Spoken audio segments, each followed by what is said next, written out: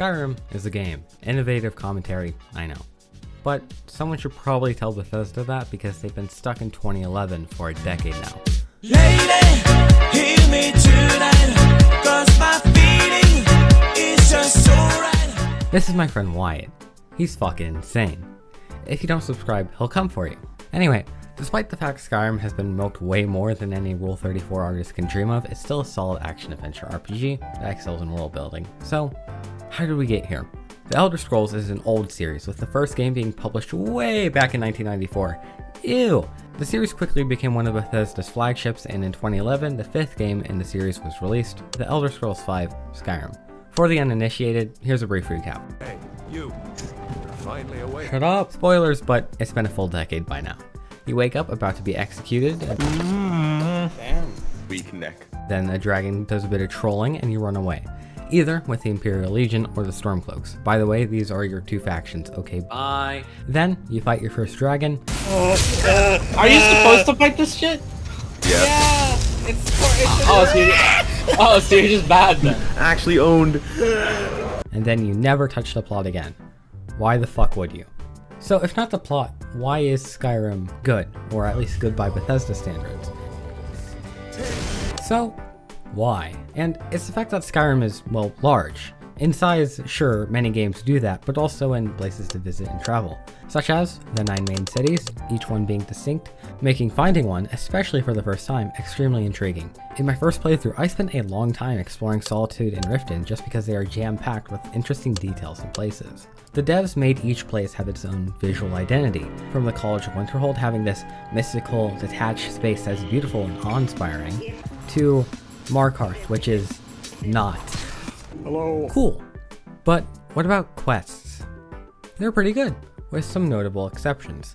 Thieves Guild is, well, excellent. Being taken on this guy's LSD trip is one fucking experience. Where did I leave my luggage? Or that one Blood Oath. When your enemies lie broken and bloody before you, know that I will be watching. Skyrim has a large amount of variety in its side quests and how it tells them, which is sorely needed when you don't have the best combat system. Speaking of which, combat is a solid, Ah, fuck. Dude, RPG moment.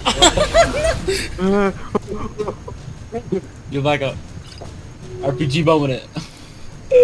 This is a pretty good example of why Skyrim's combat feels so lackluster, partly because it's 2011 and the game doesn't have any guns because no shit. Still, combat has no punch, no... Like, God, every enemy just face tanks 20 attacks before spontaneously dropping to the ground. Like, oh well, guess I'm dead. Okay, rant over. Most characters in the game are, well, fun to interact with. While most aren't deep, some stand out, and some are the definition of dog shit. Such as... Do you get to the Cloud District very often? Oh, what am I saying? Of course you don't. Shut the fuck up. This is the same for companions, with my favorite one being J'zargo. And yes, it's because of the funny name. I should clarify though that if you're gonna play Skyrim for the writing and characters, there are better games. Skyrim doesn't really ask questions or make you think with its story. If you're tired of games trying to be profound and just want to burn shit, more power to you, dude.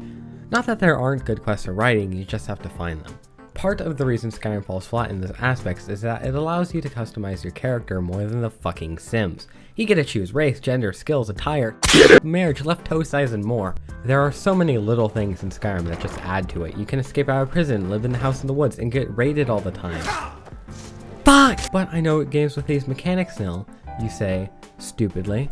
What Skyrim does well is that everything blends together and builds off of each other. Like in Breath of the Wild, God bless his soul, when you build a house it's like, cool, you have a house, and then you barely ever use it.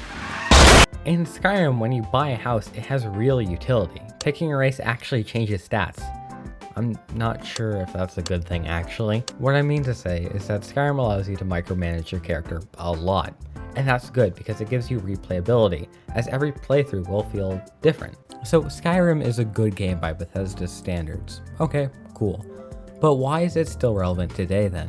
What has kept Skyrim alive? That would be the community. Modders have added so much content to Skyrim to make it an infinite money machine for Bethesda. I really want to blow them. Epsilon mail. You really want to blow them. And guess what? I can, with the Skyrim sex mod. Everything from huge changes to the game and its mechanics to the tiniest shit is present, and that's great for the game. So, what could have Bethesda learned from Skyrim?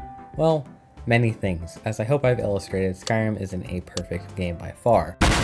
Some smaller things off the top of my head would be faster stamina regen, more voice actors, better written characters, giving melee weapons more punch, and having a better skill curve for all classes. With some big things being to add more variation in dungeons, as by the 30th they get a little bit tiresome, and to make progression more horizontal rather than getting a bunch of stat buffs, as in, I don't know, Fallout. But they should have also taken some of its genuine highlights, like the incredibly rich and diverse world. Anyway, that's about it. I promise I won't take 2 months to make a 6-minute video next time. Adios.